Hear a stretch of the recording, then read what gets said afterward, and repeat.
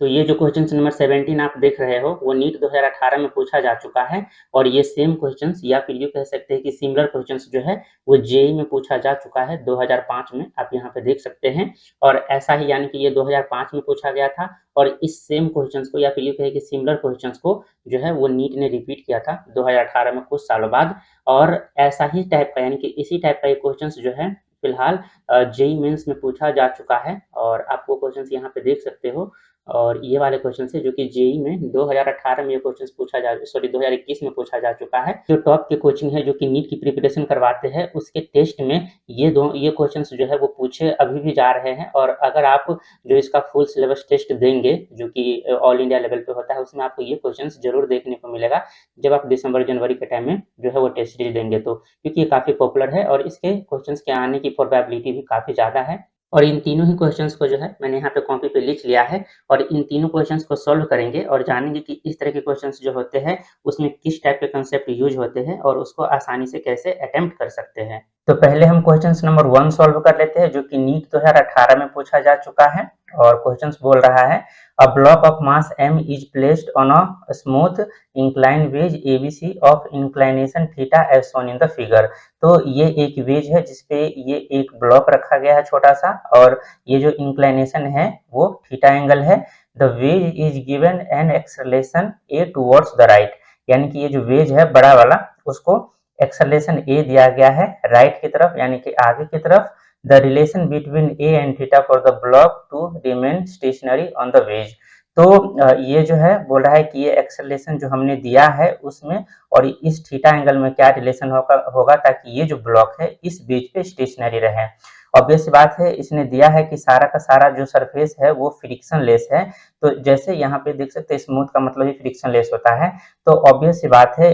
इसको अगर हम एक्सेलरेशन नहीं देंगे तो ये यहाँ पे ब्लॉक नहीं रहेगा, वो जस्ट स्लिप करके नीचे आ जाएगा। और जैसे ये स्लिप करके नीचे आएगा तो ये सरफेस जो है वो भी फ्रिक्शन लेस है यानी कि स्मूथ है। तो ये ब्लॉक जो है बड़ा वाला यानी कि वेज ये पीछे की तरफ जाएगा सूडो फोर्स की वजह से। तो क्वेश्चंस में यही बोला गया है कि इस एक्सेलरेशन को हमने दिया है और इसी वजह से ये ब्लॉक जो है यहाँ पे स्टेशनरी है। तो इस स्टेशनरी यानी कि इसको स्टेशनरी रहने के लिए इन दोनों में कोई ना कोई तो रिलेशन होगा, वही आपको फाइंड करना है। तो उसको फाइंड करने के लिए सबसे पहले हम यहाँ पे सॉल्यूशन लिख लेते हैं और क्वेश्चन नंबर 1 का सॉल्यूशन लिख लेते हैं। इसको सबसे पहले हम एफबीडी बनाएंगे। तो ऑब्वियस सी बात है आपको इस तरह के क्वेश्चन में सबसे पहले एफबीडी बनाना होता है। और एफबीडी बनाने के लिए बहुत सारे बच्चे जो है वो गलती यहाँ पे ये करते हैं कि वो क्या करेंगे यहाँ पे ऐसा करके ब्लॉक बनाएंगे और फिर ब्लॉक के सेंटर से यहाँ पे जो है वो mg sin थीटा और cos थीटा ऐसे लिखते हैं, पर ऐसे आपको नहीं लिखना है क्योंकि एंगल लेने में प्रॉब्लम होती है। तो ये आपको एक पॉइंट मान लेना है,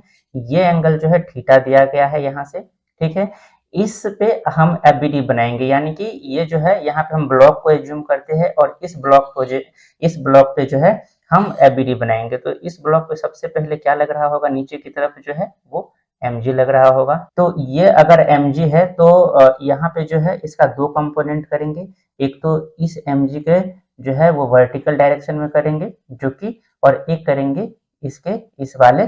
तरफ से यानी कि हॉरिजॉन्टल डायरेक्शन में। तो सर यहाँ पे थीटा लेने का भी एक जो है स्टूडेंट को काफी प्रॉब्लम होती है, तो थीटा कैसे लेना है। तो इसको थोड़ा सा अगर हम नीचे करेंगे, ठीक है, तो ये एक ट्रायंगल बन जाएगा, ये वाले जो पॉइंट है ये पॉइंट और ये पॉइंट और ये पॉइंट ट्रायंगल बनेगा, ठीक है। तो ये अगर थीटा है तो ये 90 होगा, तो ये ऑब्वियस सी बात ये क्या हो जाएगा 90 माइनस थीटा हो जाएगा। अगर ये 90 माइनस थीटा होगा तो ये क्या हो जाएगा, ऑब्वियस बात ये थीटा हो जाएगा। वैसे डायरेक्टली ये थीटा है तो ये भी थीटा होगा, 9th क्लास में थ्योरम पढ़ा होगा। तो ये अगर थीटा है तो ये mg है तो इसका ये कंपोनेंट कितना हो जाएगा mg cos थीटा हो जाएगा, है ना, जिसके साथ ये होता है यानी कि बेस होता है उसके साथ थीटा आता है। और ये क्या हो जाएगा mg sin थीटा हो जाएगा, ऑब्वियस बात है वो cos है तो ये क्या हो जाएगा sin थीटा हो जाएगा।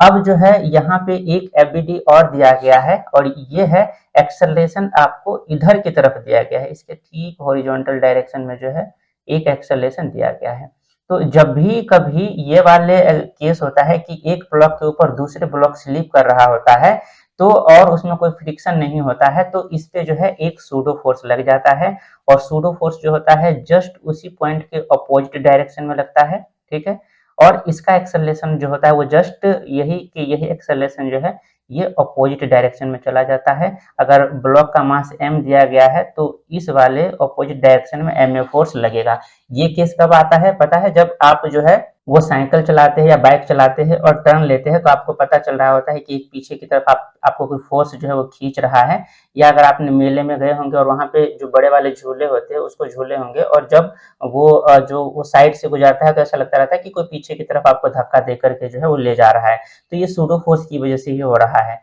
तो और आप कहोगे कि आपको कैसे पता कि आपको यहाँ पे एमए पीछे की डायरेक्शन में लगाना है? तो ऑब्वियस सी बात है, ये आगे की तरफ जा रहा है तो ब्लॉक स्लिप करके पीछे की तरफ जाने की कोशिश करेगा। ये वाले ब्लॉक भी, इस पे एक्सेलरेशन लग रहा है तो ये पीछे की तरफ स्लिप करने की कोशिश करेगा। इस पे एक ना एक तो फोर्स जो है वो पीछे की तरफ धक्का देने की कोशिश करेगा, और इसी वजह से जो है ये यहाँ पे चिपका रहेगा। नहीं तो कोई भी फोर्स अगर इस पे ना लगे तो ऑब्वियस बात है ये नीचे आ जाएगा। तो ये सूडो फोर्स की वजह से जो है यहाँ पे जो है वो चिपका हुआ रहता है। तो यहाँ पे अगर एमए लग रहा है सूडो फोर्स जस्ट इसके पॉइंट के जस्ट अपोजिट डायरेक्शन में लगता है, ठीक है। तो अगर ये पीछे की डायरेक्शन में एमए लग रहा है तो इसको भी हम कंपोनेंट करेंगे हॉरिजॉन्टल और वर्टिकल में। तो ये एंगल अगर थीटा है तो ऑब्वियस सी बात है ये वाला एंगल कितना हो जाएगा, इसको अगर परपेंडिकुलर मानेंगे तो ये 90 माइनस थीटा हो जाएगा। तो ये एंगल कितना हो जाएगा, थीटा हो जाएगा, ठीक है। तो इसका दो कंपोनेंट किधर की तरफ आएगा, एक तो इधर की तरफ आएगा। यहाँ पे हम इसको थोड़ा सा आगे बढ़ा देते हैं तो ये क्या हो जाएगा, एम ए साइन थीटा हो जाएगा। ऑब्वियस सी बात है एम ए साइन थीटा होगा क्योंकि ये थीटा हम यहाँ से हम थीटा मान रहे हैं। और इसके डायरेक्शन में ये कितना हो जाएगा, एम ए, ये वाले जो है वो cos थीटा हो जाएगा क्योंकि एंगल के साथ ले रहे हैं तो ये cos थीटा आ जाएगा, ठीक है। तो ये जो है वो कंप्लीट एफबीडी हो जाएगा, और ये एफबीडी काफी ज्यादा इंपॉर्टेंट होता है, आपको आना ही चाहिए। तो अब हम फोर्स बैलेंस कर रहे हैं, तो ये वाला जो फोर्स इस डायरेक्शन में लग रहा है इसको बैलेंस करने के लिए इधर फिलहाल कोई फोर्स का कंपोनेंट नहीं है, तो हम क्या करेंगे, ये वाले जो इसका फोर्स है उसी को बैलेंस करेंगे। तो ये क्या हो जाएगा, एम ए कॉस थीटा, जो कि ये वाले फोर्स है, m a cos theta is equal to क्या हो जाएगा, एम जी साइन थीटा के, क्योंकि वो दोनों बराबर है। और यहाँ से दोनों का मास सेम है तो ये एम से एम कट जाएगा, तो ये क्या हो जाएगा, A cos theta is equal to ये क्या हो जाएगा, जी साइन थीटा हो जाएगा। यहाँ से हम ए को रिलेशन में फाइंड करना है तो उसको हम नीचे ले जाएंगे कॉस थीटा को, तो जी साइन थीटा अपॉन क्या हो जाएगा,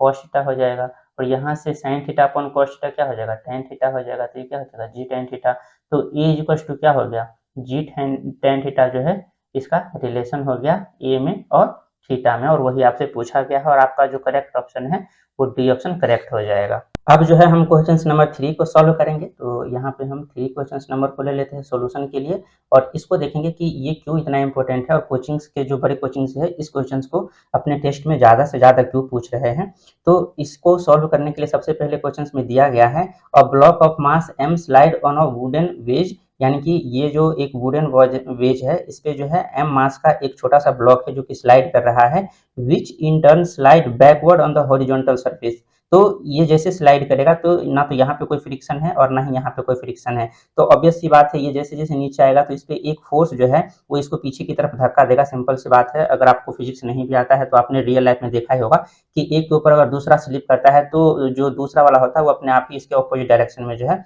वो भागने की कोशिश करता है। तो ये वाले जो ब्लॉक है यानी कि वेज है वो पीछे की तरफ जाएगा। The acceleration of the block with respect to the wedge, तो ये वाले जो ब्लॉक है उसका एक्सेलरेशन क्या होगा इस वाले एक्सेलरेशन की रिस्पेक्ट में। ऑब्वियस सी बात है दोनों का एक्सेलरेशन अलग होगा, इसका इस डायरेक्शन में होगा, इसका इस डायरेक्शन में होगा। और इसके बाद कुछ गिवन डाटा दिया गया है, छोटे वाले जो ब्लॉक है उसका मास m दिया गया है, और बड़े वाले जो वेज है उसका मास 16 kg दिया गया है, यानी कि 8 kg और 16 kg ठीक डबल है। Assume all the surfaces in the figure to be frictionless, तो ये वाले जो दो सरफेस है, एक तो ये वाले सरफेस हो गया, नीचे वाले ये भी फ्रिक्शनलेस है, और इन दोनों के बीच में सरफेस है वो भी फ्रिक्शनलेस है। तो जब भी कभी फ्रिक्शनलेस की बातें चल रही है और एक ब्लॉक के ऊपर दूसरा ब्लॉक अगर स्लाइड कर रहा है तो समझ जाना कि वो केस जो है वो सूडो फोर्स की वहां पे बातें कर रहे हैं। तो सबसे पहले हम इन दोनों का जो है वो एफबीडी बनाएंगे। एफबीडी में क्या है, इसका अलग एफबीडी बनेगा और ब्लॉक का अलग बनेगा, वेज का अलग बनेगा और ब्लॉक का अलग बनेगा। तो सबसे पहले हम यहाँ पे दो एफबीडी बनाएंगे और दोनों को जो है वो एनालाइज करेंगे कि दोनों में क्या क्या सिमिलरिटी दिया गया है। तो सबसे पहले ये जो है हम वेज का एफबीडी बनाएंगे, आप ध्यान रखना वेज का बनाएंगे, और यहाँ पे जो है वो ब्लॉक का बनाएंगे। बिना एफबीडी बनाए अगर आप सॉल्व करते हैं तो आपके गलत होने की 99% चांस है ऐसे क्वेश्चंस में। और दोनों के लिए जो एंगल है वो सेम ही रहने वाले हैं, जो कि 30 डिग्री यहाँ पे क्वेश्चंस में दिया गया है, और इसके लिए भी जो एंगल है वो 30 डिग्री यहाँ पे रहने वाली है। और इन दोनों के बीच में जो ये पॉइंट है, इस पॉइंट पे जो है हम सारा एफबीडी बनाएंगे। तो ये वाले पॉइंट हम एज्यूम कर लेते हैं कि ये यहाँ पे है और ये सेम पॉइंट जो है वो यहाँ पे होगा, ठीक है। तो अगर हम वेज की बातें करें तो वेज पे कौन सा फोर्स लग रहा है, अगर इस वाले हम पोजीशन पे यानी कि इस वाले पोजीशन पे देखें तो यहाँ पे कौन सा फोर्स लग रहा है, ऑब्वियस सी बात है नॉर्मल फोर्स हम सबसे पहले इसमें लिखते हैं, ठीक है। अगर नॉर्मल फोर्स ये वाले जो ब्लॉक है यानी कि ये वाले वेज की तरफ से जो है वेज ने लगाया है ब्लॉक पे नॉर्मल फोर्स, तो ऑब्वियस सी बात है न्यूटन चाचा का जो थर्ड लॉ है वो क्या कहता है, अगर आपने एन हम पे नॉर्मल फोर्स लगाया यानी कि जितना फोर्स हम पे लगाया, अगर हमसे आप कांटेक्ट में हैं तो हम भी आप पे जो है वो सेम फोर्स लगाएंगे। तो ये नॉर्मल लगाया वेज ने ब्लॉक पे, तो ब्लॉक ने फिर लगाया normal same force opposite direction में जो है वो बड़े वाले वेज पे लगाया, ठीक है। बड़े वाले वेज पे जो है इसके अलावा और कोई फोर्स नहीं लग रहा है क्योंकि यहाँ पे फ्रिक्शन भी नहीं है जो फ्रिक्शन फोर्स लगाएगा, तो इसके अलावा कोई भी फोर्स जो है इस वाले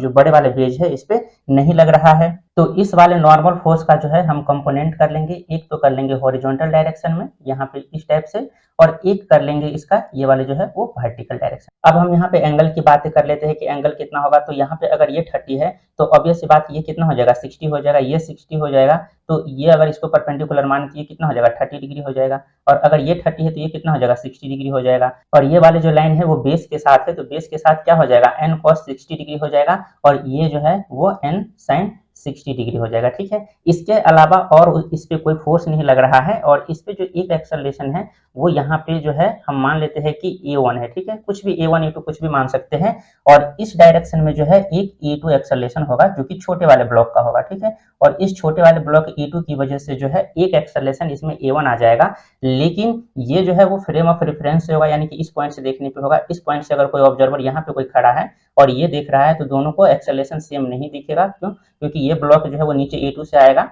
और ये वाले जो ब्लॉक है यानी कि बड़ा वाला जो वेज है इधर A1 से जाएगा, तो ओवरऑल जो है वो A2 और समथिंग माइनस होगा क्योंकि ये रिलेटिव मोशन का केस हो जाएगा। तो यहाँ पे A1 एक्सेलरेशन आ जाएगा, तो इस पे मास कितना हो जाएगा यानी कि फोर्स कितना हो जाएगा, मास इंटू एक्सेलरेशन हो जाएगा, तो ये टोटल फोर्स इस डायरेक्शन में कितना हो गया, ये है n cos 60 degree is equal to m into acceleration, बड़ा वाला मास इंटू एक्सेलरेशन A1, तो n का वैल्यू कितना हो जाएगा, n इंटू cos 60 का वैल्यू कितना होता है 1/2 होता है, और यहाँ से कितना हो जाएगा, बड़ा वाला मास कितना दिया गया 16 kg दिया गया है, तो 16 इंटू A1 हो जाएगा, तो यहाँ से जो आपका n का वैल्यू है वो कितना हो जाएगा, इसे मल्टीप्लाई कर देंगे तो ये कितना हो जाएगा 32 A1 के बराबर हो जाएगा, और ये जो है आप इसको फर्स्ट वाली इक्वेशन मान ले, क्योंकि ओवरऑल आपको निकालना क्या है, निकालना आपको E2 है। अब जो है इसके अलावा यहाँ पे और कोई जो है वो इक्वेशन नहीं लिख सकते, फोर्स बैलेंस और कुछ नहीं कर सकते, ठीक है। तो यहाँ पे जो है आपको अब देखेंगे हम छोटे वाले ब्लॉक जो है ये वाले ब्लॉक, इस पे कौन कौन सा फोर्स जो है वो लग रहा है, तो सबसे पहले आपको पता होगा कि इधर की तरफ क्या लगता है mg लगता है, ठीक है, और इसका जो एक कंपोनेंट है वो नॉर्मल से इधर ठीक इसके अलाइन होता है, इसमें क्या हो जाएगा, एक तो ये 30 डिग्री है तो ये 60 हो जाएगा, तो ये कितना हो जाएगा 30 डिग्री हो जाएगा, तो ये कितना हो जाएगा mg, और ये बेस के साथ है तो कितना हो जाएगा cos 30 डिग्री हो जाएगा, और एक इसका इधर कंपोनेंट आता है जो कि mg साइन 30 डिग्री हो जाएगा, यानी कि साइन यहाँ पे लिख लेते हैं 30 डिग्री, ऑब्वियस सी बात है ये दोनों परपेंडिकुलर होता है तभी कंपोनेंट इधर आएगा, तो ये जो कंपोनेंट है वो mg फोर्स की वजह से यानी कि मास की वजह से था, और आपको पता है कि इधर की तरफ अगर ये वेज जो है वो पीछे की तरफ जा रहा है A1 एक्सेलरेशन से, तो ऑब्वियस सी बात है ये वाले जो छोटे वाले यहाँ पे ब्लॉक रखा है उसको A1 एक्सेलरेशन से क्या करेगा, ये आगे की तरफ धक्का देगा, ऐसा इसको रियलाइज होगा, इस छोटे वाले ब्लॉक को, यहाँ पे जो छोटे वाले ब्लॉक रखा है इसको लगेगा कि ये जो बड़े वाले ब्लॉक है हमको आगे की तरफ धक्का मारा यानी कि इधर की तरफ धक्का मार रहा है, तो जिसके वजह से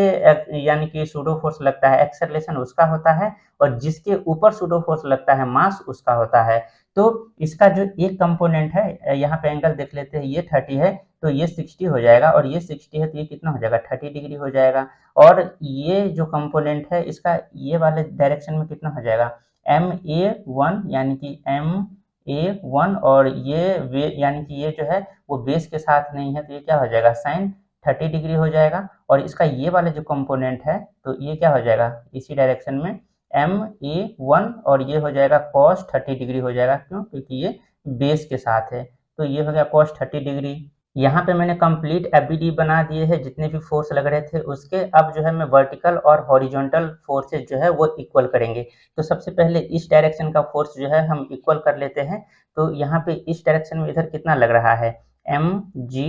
cos 30 डिग्री लग रहा है, और ये जो है वो किसको बैलेंस कर रहा है, इस टोटल को बैलेंस कर रहा है, जो कि क्या है n प्लस एम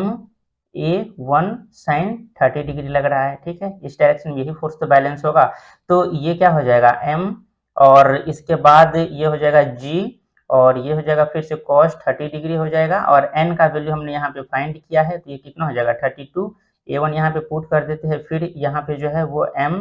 a1, और ये हो जाएगा साइन 30 डिग्री, ऐसा का ऐसा ही रहने देते हैं। m का वैल्यू छोटे वाले का कितना दिया हुआ है 8 kg दिया गया है, तो हम यहाँ पे वैल्यू लिख लेंगे 8 इंटू जी इंटू कॉस 30 कितना होता है √3/2 होता है, और यहाँ पे 32 a1 प्लस 8, क्योंकि छोटा वाला मास का ही इक्वेशन चल रहा है, तो 8 इंटू a1 और इंटू साइन 30 कितना होता है 1/2 होता है, तो ये 4 से कट जाएगा यहाँ पे, और ये कितना, ये भी 4 से कट जाएगा, तो इधर कितना हो जाएगा 4√3, और यहाँ पे g is equal to 32a1 plus 4a1, तो ये कितना हो जाएगा 36a1 हो जाएगा, और इसको हम जो है यहाँ पे अपॉन में ले आएंगे, तो a1 क्या हो जाएगा 4√3 और g अपॉन 36 हो जाएगा, इसको 9 से कट कर देंगे, और ये जो √3 है तो 9 को क्या लिख सकते हैं 4 बार यानी कि 3 और √3 इंटू 3, तो ये कितना हो जाएगा 3√3 से कट जाएगा, तो टोटल a1 जो है वो कितना आ जाएगा g अपॉन 3√3 आ गया। तो यहाँ से जो है आपको n का वैल्यू पता चल गया, यहाँ से जो है आपको a1 का वैल्यू पता चल गया, पर आपको ओवरऑल चाहिए क्या, ये E2 एक्सेलरेशन जो है वो क्वेश्चंस में चाहिए। तो इसके लिए हम इस डायरेक्शन में जो है वो भी क्वेश्चन लिख सकते हैं, तो मैं यहाँ पे एक जो है वो लाइनिंग ड्रॉ कर लेता हूँ, और यहाँ पे जो है इस डायरेक्शन में टोटल कितना फोर्स लग रहा है m, यहाँ पे है ma1 cos 30 degree plus mg sin 30 degree, mg sin 30 degree, और ये जो है वो किसके बराबर हो जाएगा, ये वाले फोर्स इज इक्वल टू वो वाले फोर्स, और इधर टोटल फोर्स कितना लग जाएगा ma2, जो होता है ना आप जो टोटल फोर्स लिखते हैं, जो स्टीयरिंग वाले इक्वेशन लिखते हैं तो टोटल प्लस माइनस करके और इज इक्वल टू ma लिखते हैं, तो वही वाले हो जाएगा m इंटू a2, यानी कि ये छोटे वाला मास इंटू एक्सेलरेशन। तो यहाँ पे सारे के सारे मास सेम है, क्योंकि सारे छोटे वाले ब्लॉक की बात चल रही है, तो यहाँ से क्या हो जाएगा a1 cos 30 डिग्री और प्लस g sin 30 डिग्री और इज इक्वल टू a2। ठीक है, यहाँ पे हमको a1 का वैल्यू पता है, ये कितना है g अपॉन 3√3, और cos 30 का वैल्यू कितना होता है √3/2, और प्लस g इंटू साइन 30 कितना होता है 1/2, और इज इक्वल टू क्या हो जाएगा a2 हो जाएगा, √3 से √3 कट गया, और 3 इंटू 2 कितना है 6, तो g upon 6 plus g upon 2 हो जाएगा, इज इक्वल टू a2 हो जाएगा, और यहाँ से अगर हम इसको कॉमन ले लेते हैं 6, तो ये कितना हो जाएगा g प्लस 3g हो जाएगा। ठीक है, और यहाँ पे हो जाएगा a2, तो 3g प्लस g कितना हो जाएगा 4g हो जाएगा, और 4g अपॉन 6 हो जाएगा, यहाँ पे इज इक्वल टू a2 हो गया, यहाँ से 2 से कट कर देंगे, यहाँ से 3 से कट कर देंगे, तो 2g upon 3 is equal to क्या हो गया a2 आ गया, और आपको जो है इसी का वैल्यू जो है वो फाइंड करना था, यानी कि a2 का वैल्यू फाइंड करना था, तो इस वजह से आपका जो है वो फोर्थ ऑप्शन जो है वो करेक्ट हो जाएगा। क्वेश्चन वैसे बेसिक ही था, लेकिन इसमें जो सूडो फोर्स का जो कंसेप्ट लग जाता है तो स्टूडेंट के लिए वो थोड़ा सा कॉम्प्लिकेटेड हो जाता है, क्योंकि मोस्टली स्टूडेंट को तो रियल फोर्स के साथ जो है वो डील करने में प्रॉब्लम आती है, यहाँ पे तो सूडो की बात भी चल रही है, तो धीरे धीरे आपको चीज़ें समझ में आ जाएगी। बाकी इस वीडियो से रिलेटेड या फिर इस तरह के क्वेश्चन से रिलेटेड कोई भी क्वेरी है आपके, तो कमेंट में पूछ सकते हैं या फिर टेलीग्राम पे भी पूछ सकते हैं, मैं आपको वहाँ पे गाइड कर दूंगा, और इसी तरह की इन्फॉर्मेटिव वीडियो देखने के लिए इस चैनल को सब्सक्राइब जरूर कर लें।